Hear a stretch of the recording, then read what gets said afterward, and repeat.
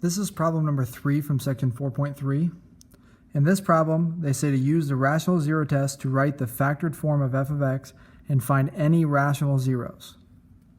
So what is the rational zero test? Now the rational zero test, if you look at the definition,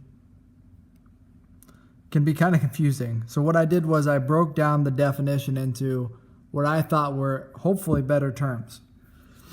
4 steps to do this process. Now it's not perfectly defined in here, so I'm going to explain it, using words, some extra words here. So first of all, they say take the factors of the constant term, ending term, and we're going to call those p.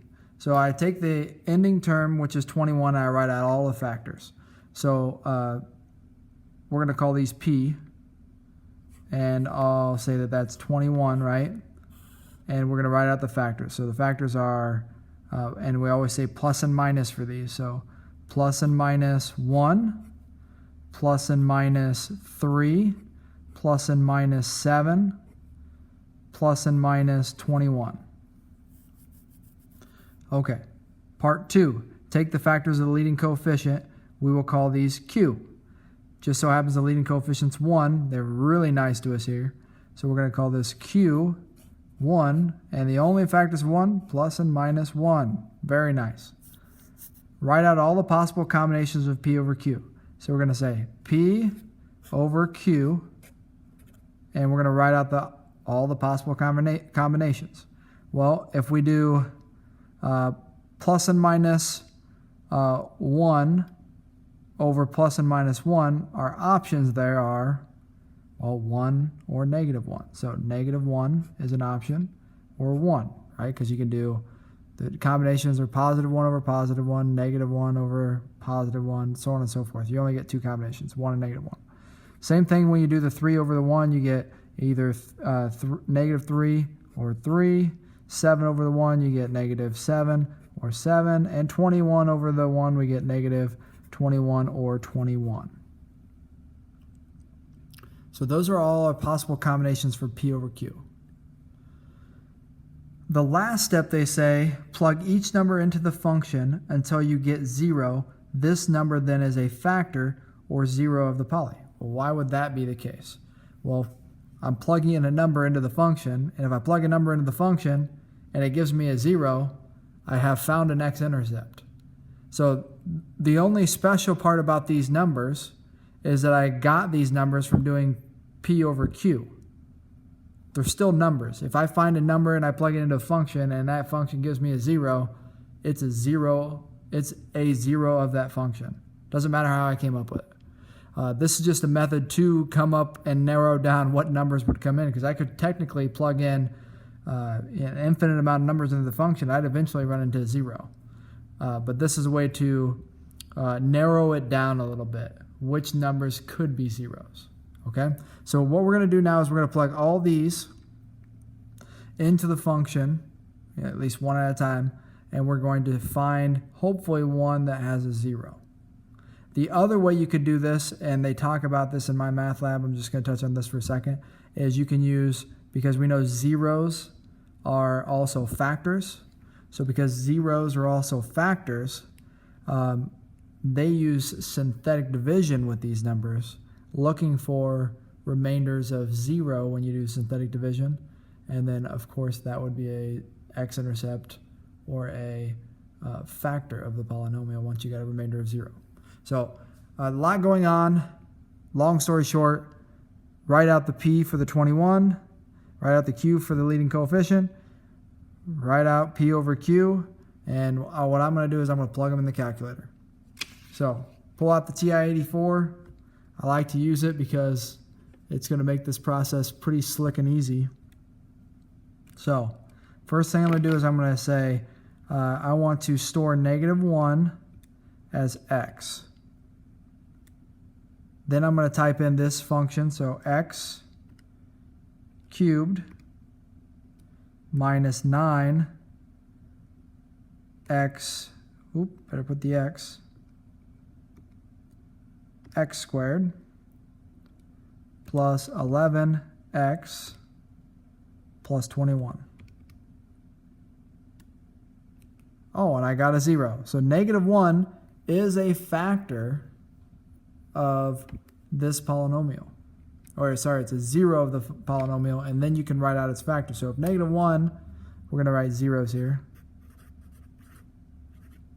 If negative 1 is a 0, then one of the factors of the polynomial would be obviously x minus negative 1, which is x plus 1. So one of my factors is x plus 1.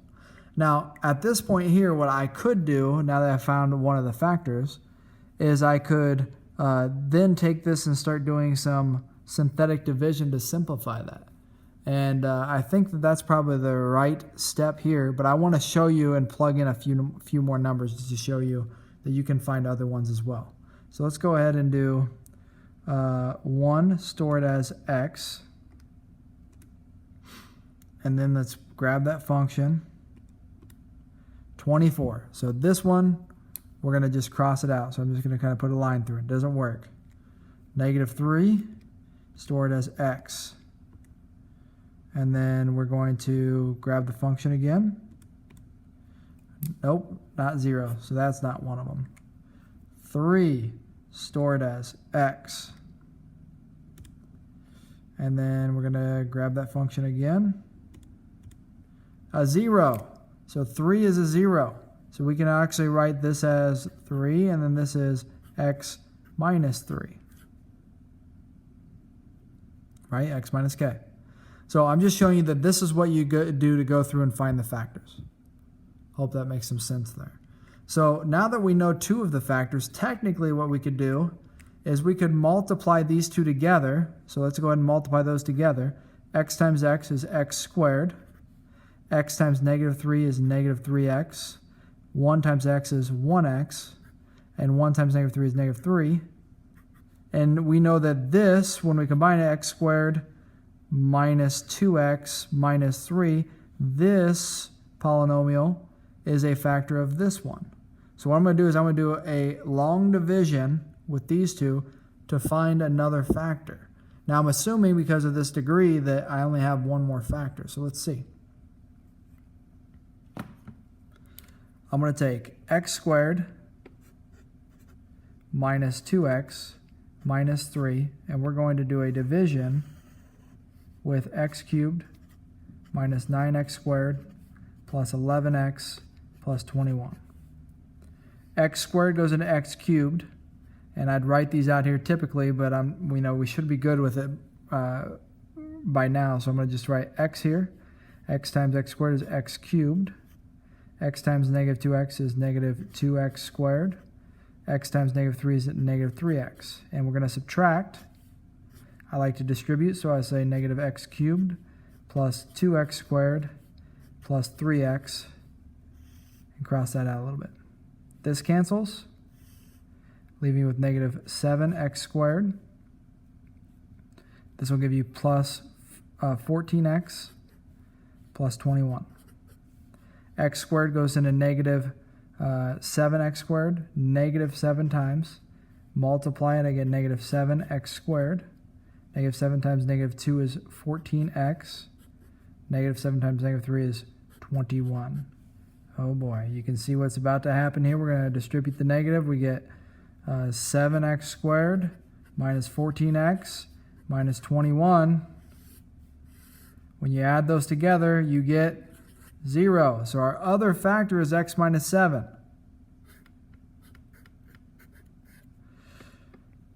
And remember, we're trying to write this in the factored form of f of x. So this, the factored form is f of x equal x plus 1, x minus 3, x minus 7.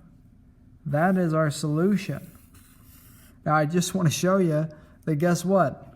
You could have just kept going. We got, what, 7 was our solution, right? X minus 7 means we had a 0 that is 7. So 7, if we just keep going, was going to work. I'll show you here.